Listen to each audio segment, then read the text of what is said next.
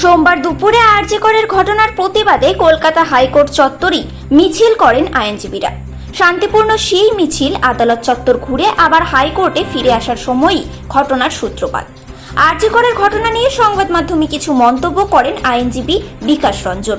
তা নিয়ে আপত্তি তোলেন কল্যাণ। বিকাশের উদ্দেশ্যে তিনি বলেন, আরজি করের ঘটনায় আমরাও দুঃখিত, আমরাও বিচার চাই, কিন্তু কেউ কেউ সংবাদ মাধ্যমের কাছে অসত্য তথ্য দিচ্ছেন। তার কাছে যদি সঠিক তথ্য থাকে তবে তিনি সিবিআইকে দিন, সংবাদ মাধ্যমকে দিচ্ছেন কেন? এর পাশাপাশি সিবিআই তদন্তে দেরি হচ্ছে বলেও মন্তব্য করেন তিনি।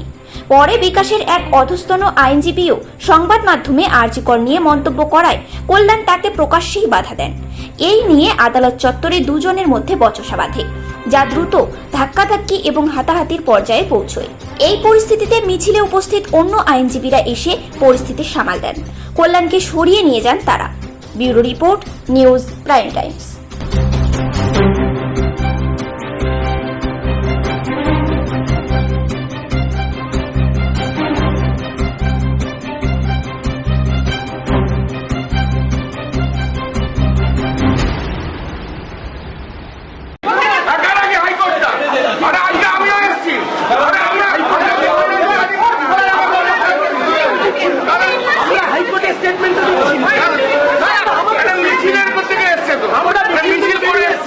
মিছিল করে এসছো, সেই মিছিলের কথা রাজনৈতিক দলের উঠে উঠে মিছিলের কথা বলো। তুমি দায়িত্ব করছি রাজনীতি করো না, করো করো করো করো আরে করো করো যতই রাজনীতি করো কেন, সেই তো জামানত বাজেয়াপ্ত পাকিস্তান, একদম জামানত বাজেয়াপ্ত, জামানত বাজেয়াপ্ত। ও কিছু হবে না, সিপিএম কিছু করতে পারবে না। আরে ওরাই তো নষ্ট করেছে, ওরাই তো আছে ভেঙেছে, ভাই ভেঙেছে, এরাই ভেঙেছে সিপিএম এর লোক, ভাই ভেঙেছে সিপিএম এর চাঙ্গাগুলো ভেঙেছে। কলকাতা হাইকোর্টের আইনজীবীরা একটা রাজনৈতিক দলের কর্মীর সাথে বাক বিতণ্ডায় যুক্ত হলো। আমি কল্যাণ বন্দ্যোপাধ্যায়ের নাম নেবেন না।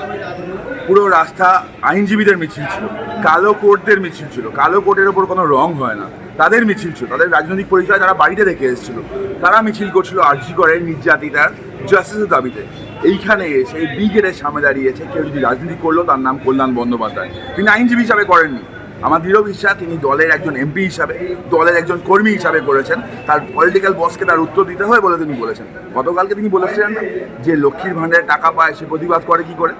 যে সরকার যাকে টাকা দিচ্ছে, সরকারি টাকা, কারোর বাবার টাকা নয়, সে টাকাটা পেলে সে প্রতিবাদ করবে না? আমাদের এত ধরনের দশা হয়েছে, একটা মেয়ে ধর্ষিতা হলে তার প্রতিবাদ হবে না?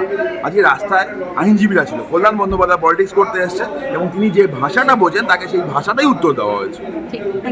বারের 3টে wings, bar library, bar association, incorporated law society, সমস্ত আইনজীবীরা তারা রাস্তায় নেমেছিল একটাই দাবিতে, আরজি করে সুবিচার চাই। সেখানে যদি কেউ মনে করেন সেটিকে রাজনৈতিকভাবে রং দেবেন, আইনজীবীরা সমস্ত কিছুর ঊর্ধ্বে উঠে আমাদের একটাই পরিচয়, সেটা হচ্ছে আমরা আইনজীবী। আইনজীবী হিসাবে রাস্তায় নেমেছিলাম সকলে।